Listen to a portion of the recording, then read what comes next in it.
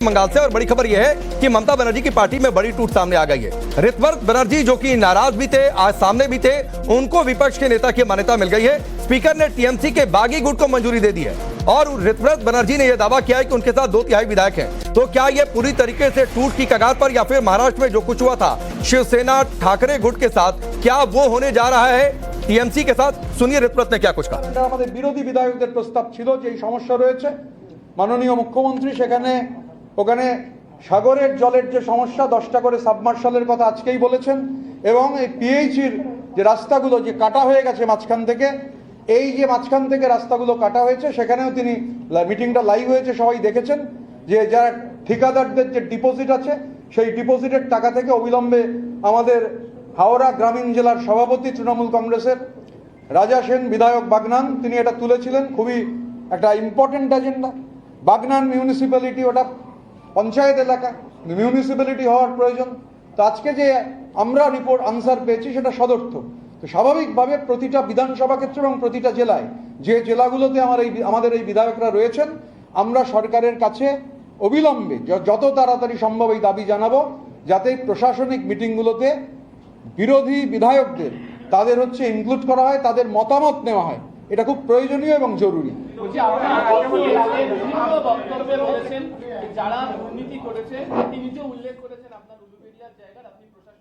रिजिता हमारे साथ जुड़ी हुई है, सीधे उनका रुख करेंगे। रिजिता, क्या ये मान ले ऋतव्रत की इन बातों का कि अब अगला स्टेप यही है कि ये गुट कहेगा कि हम ही असली टीएमसी हैं? कि जैसे कि हम लोग देख सकते हैं कि कल से ये जो रिफ्ट बैठा है तृणमूल के बीच में असली टीएमसी और नकली टीएमसी में, ये हम समझ सकते हैं कि आज एक क्लियरेंस मिला है। रथिंद्र बोस स्पीकर, उन्होंने एक्सेप्ट भी कर लिया है लेटर, और ऋतव्रत बंदोपाध्याय जो कि अभी प्रेस मीटिंग में बोला भी है कि अभी तक वो लोग मान रहे कि ममता बनर्जी उन लोगों का पार्टी का लीडर है और ममता बनर्जी का जो फाउंडेशन है वही है असली तृणमूल का फाउंडेशन, और उसके मानते हुए ही ये वाला जो फ्रैक्शन है तृणमूल का, ये अभी काम करेंगे। और ये लोग जो बता रहे हैं कि मेजॉरिटी उन लोग के पास है, 58 एमएलए का सपोर्ट था आज सुबह तक। और आज अभी जो बात प्रेस कॉन्फ्रेंस में ऋतव्रत बंदोपाध्याय जिसको सोमवार को एक्सपेल किया था पार्टी ने, वो अभी बता रहे हैं कि 60 तक मेजॉरिटी पहुंच जाएंगे। तो इसके मुद्दे पे ध्यान पे रखते हुए हम लोग देख सकते हैं कि ममता बनर्जी के ऊपर कोई भी खौफ किसी का अभी तक नहीं है। ममता बनर्जी का जो फाउंडेशन है, जो प्रिंसिपल है, उसको ही मान रहा है पार्टी। इस पार या उस पार असली तृणमूल का जो लक्षण है वो ममता बनर्जी का फाउंडेशन है, ममता बनर्जी का प्रिंसिपल है, इसको ही ध्यान में रख रहा है। बट मुद्दे के बाद ये भी है ध्यान में रखते हुए कि ऋतव्रत बंदोपाध्याय ने बोला है 18th waste Bengal legislative assembly के साथ अभिषेक बनर्जी का कोई संबंध नहीं है। और अभिषेक बनर्जी के अगेंस्ट ही ये लड़ाई था, क्योंकि अभिषेक बनर्जी ने जो कॉर्पोरेट स्ट्रक्चर बना दिया था एक पॉलिटिकल पार्टी का, उससे ही सब कोई नाराज थे और उसको लेके ही ये रिफ्ट बैठा है। तो नकली तृणमूल अगर देखा जाए तो अभिषेक बनर्जी का जो फाउंडेशन है उसको लेके ही विरोधिता कर रहे थे ऋतव्रत और उसके ये पूरा गैंग। और अभी तक ममता बनर्जी ने कुछ रिस्पॉन्स नहीं किए है इस मुद्दे पे, बट जो बोला ऋतव्रत बंदोपाध्याय और पूरा जो 60 एमएलए इसके आगे ऋतव्रत क्या करेंगे, या उनका गुट ये क्या करेगा? आप तो नेता विपक्ष वो बन रहे हैं, आगे इनका गुट क्या करेगा? क्या वो टीएमसी पर दावा ठोकेगा, कहेगा पार्टी नाम निशान सब लाओ हमारे पास? देखिए, अभी तक कोई बात नहीं हुआ है ममता बनर्जी से, ममता बनर्जी की तरफ से भी कोई रिस्पांस नहीं आया है इस मुद्दे को ध्यान पे रखते हुए। कल तक तृणमूल कांग्रेस ऑफिशियली लेटर दिए थे कि शोभनदेव चट्टोपाध्याय, फिराद हकीम, असीमा पात्र और नयना बनर्जी पोस्ट पे है, वो लोग पार्टी के तौर से रेगुलेटेड है, पार्टी के तौर से अपॉइंटेड है।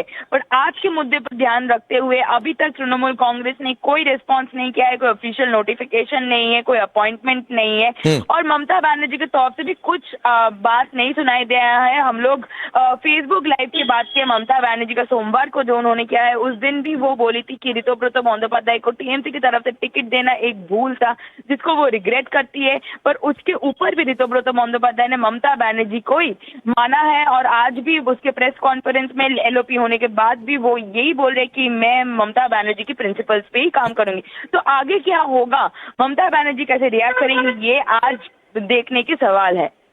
ठीक है, तो आज एक और फैसला आया था रिता, इससे पहले की सारी जो पार्टी कमेटियां थी उसे ममता बनर्जी ने भंग कर दिया था। उन्हें यह लग रहा था कि शायद स्थितियां उनके कंट्रोल से बाहर जा रही हैं।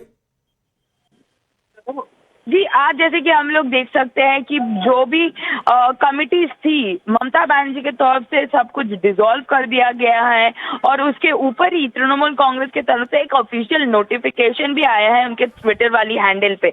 इसके ऊपर भी हम लोग देख सकते हैं कि आज शाम को ममता बनर्जी के घर पहुंचा है अभिषेक बनर्जी कुछ मुद्दे पे बात करने के लिए। पर क्या हो रहा है तृणमूल के अंदर, कैसे फ्रैक्शन बैठ रहा है, इस पे अभी तक कोई समाज नहीं है, ऑफिशियल कोई नोटिफिकेशन नहीं है। तो इसीलिए अभी तक ये अस्पष्ट है कि तृणमूल कांग्रेस की तरफ से क्या होगा, क्योंकि जो भी ऑर्गेनाइजेशनल कमिटी था सब कुछ डिसॉल्व कर दिया गया है पार्टी की तरफ से। ठीक है, एक कुणाल घोष ने आज सोशल मीडिया पोस्ट भी किया है रिजा कि बहुत सारे विधायक हैं जिनके हस्ताक्षर हमारे पास भी हैं और दूसरों के पास भी हैं, 2 पत्र जमा किए गए। ये मसला जो फर्जी हस्ताक्षर विवाद चल रहा था, ये मामला इस मोड़ पर शायद आकर पहुंचेगा या फिर सत्ता में नहीं रहेंगे तो ये मामला बहुत बड़ा हो जाएगा। शायद अभिषेक ने भी नहीं सोचा होगा। रिता जी, जैसे कि कुणाल घोष ने भी आज पोस्ट किया है और कुणाल घोष भी बता रहे थे, इनफैक्ट कल भी हम लोग सुने हैं बॉबी हकीम के तौर से जो वो लोग असेंबली के अंदर गए और चिट्ठी देखे आए, वो लोग ये जो नया गैंग है इसको नहीं मान रहे। ये लोग असली और नकली का जो डिफरेंस है जो पुराने लीडर्स है और ममता बनर्जी के साथ कल भी जो लोग जुड़े हुए थे और प्रोटेस्ट पे वो लोग कोई रिस्पॉन्स नहीं कर रहे। तो इधर से अभी जो ये नया गैंग है वो ममता बनर्जी का अगर मान भी रहा है, बट ममता बनर्जी और उनके नेताओं की तरफ से कोई ये तृणमूल 2.0 को मान नहीं रहा है। लेकिन आगे क्या इस मसले में, इस मसले को क्या ये लड़ाई आगे चलकर कोर्ट की दहलीज तक भी पहुंचेगी? ये आगे ही समझ में आएगा, क्योंकि अभी तक जैसे कि समझ में आ रहे कोई ऑफिशियल नोटिफिकेशन नहीं आया है, कोई ऑफिशियल अपॉइंटमेंट ये पूरा गैंग का भी नहीं माना गया है। सोमवार को इन दोनों नेताओं को, एमएलए को एक्सपेल किया गया है। उसके बाद ममता बनर्जी खुद आके अपनी फेसबुक लाइव में बोली है कि ये एक भूल था ऋतुपद बंदोपाध्याय को टिकट देना। बट उसके बाद इस मुद्दे के ऊपर पार्टी ने कोई बात नहीं किया है। कौन असली है कौन नकली है उसका भी कोई क्लियरेंस नहीं दिया है। जैसे कि मैं बता रही थी कि असली तृणमूल कांग्रेस जो जिन लोग ऋतुब्रत और जो 57-58 एमएलए थे जिन लोगों ने माना है, वो लोग अभी तक समर्थन कर रहा है ममता बनर्जी की प्रिंसिपल्स की, टीएमसी की फाउंडेशन की। बट इस साइड से कोई भी जवाब, कोई रिव्यू, कुछ गया नहीं है इस नया पार्टी के तौर पर।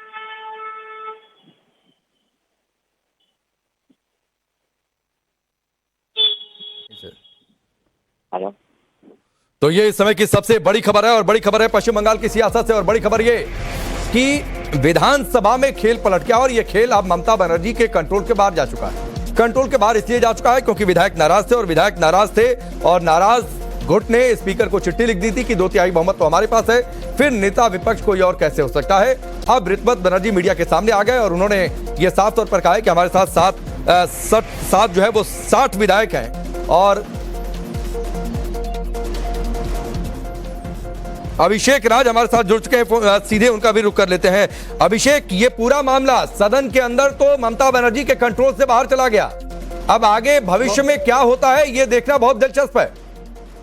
देखिए, निश्चित रूप से टीएमसी जो है उसमें अगर हम कहें तो 2 पार्ट जो है वो होता हुआ दिख रहा है, क्योंकि साफ तौर पे जो ऋतुपद बनर्जी हैं उनका साफ तौर पे कहना है कि अभिषेक बनर्जी का विधानसभा से कोई लेना देना जो है वो नहीं है और ममता बनर्जी का जो परामर्श है वो लिया जाएगा। ऐसे में 60 जो विधायक है जिनका होने का वो दावा कर रहे हैं और जो बता रहे हैं कि उनके प्रतीक पे जीते हैं, ऐसे में क्या अलग तृणमूल कांग्रेस हम देखेंगे बंगाल में, ये एक बड़ा सवाल है। और जिस तरीके से स्पीकर को तमाम जो समर्थक विधायक हैं जो बागी हो चुके हैं उनका जो चिट्ठी दिया गया है, ऐसे में क्या ये अलग गुट बनेगा, किस तरीके से आगे चलेगा, ये देखने वाली बात होगी। लेकिन ममता बनर्जी के लिए काफी ज्यादा जो मुसीबत है वो देखने को मिल रहा है, क्योंकि एक तरफ जहां पे बंगाल में सत्ता हाथ से गई है, दूसरी तरफ उनकी पार्टी में जो 80 विधायक जीत के आए थे उसमें 60 विधायक अगर टूटते हैं तो उनके पास जो आंकड़ा है वो 20 का बच जाएगा और वो भी कितने दिन टिकेगा वो देखने वाली बात होगी। लेकिन जो तमाम जो विरोधी विधायक हैं, जो बागी विधायक हैं, जिस तरीके के उनके तेवर हैं और जो बयानबाजी निकल के सामने आ रही है वो अपने आप में नहीं, बाकी जो बचे 20 हैं, अब तो सदन के अंदर नेता विपक्ष अगर इधर के और इस गुट से तब तो आगे चीफ विप कौन होगा, क्या होगा, नहीं होगा, पार्टी का प्रोटोकॉल, पार्टी के अंदर दावा अब इस गुट का होगा, तो ये तो बहुत मुश्किल स्थिति अभिषेक उन 20 के लिए भी होगी। देखिए निश्चित रूप से, क्योंकि ममता बनर्जी को इस बात की जानकारी है, ममता बनर्जी को लोग जानते हैं, जो लोग पश्चिम बंगाल की राजनीति को जानते हैं कि वो नब्ज जानती है राजनीति की पश्चिम बंगाल की। ऐसे में उनको कहीं ना कहीं इस बात का डर था। यही कारण है कि हमने देखा था कि कल भी जो प्रदर्शन हुआ था उसमें 6 से 7 विधायक जो हैं वो सिर्फ पहुंचे हुए थे और बाकी विधायक जो हैं वो एक तरीके से हम कहें तो जो मीटिंग हुई थी उस मीटिंग के अंदर जो एमएलए हाउस में मीटिंग चल रही थी जिसमें बागी विधायक मौजूद थे, जिसके अंदर जावेद खान थे, इसके अलावा अगर हम बात करें रिबत बनर्जी थे, उन तमाम विधायकों के संपर्क में लगातार जो है वो बातचीत की जा रही थी। ऐसे में वो जो 20 विधायक हैं, क्या ये 20 विधायक भी अपना पाला बदलेंगे? क्योंकि कुछ विधायक ऐसे हैं जो ममता बनर्जी के बेहद करीबी माने जाते हैं, लंबे समय से ममता बनर्जी का साथ देते आ रहे हैं और लंबे समय से हम देख रहे हैं कि ममता बनर्जी चाहे किसी भी मंच पे हो वो तमाम विधायक जो है उनके साथ में रहते हैं। लेकिन जिस तरीके से ये पार्टी टूटी है, टीएमसी के अंदर 2 फाड़ देखने को मिला है, ये ममता बनर्जी के लिए अच्छी खबर नहीं है और पश्चिम बंगाल की सियासत में तृणमूल के भविष्य को लेकर एक बड़ा सवाल है। क्योंकि अगर 60 विधायक अलग हो जाते हैं 80 में से, तो आप समझिए कि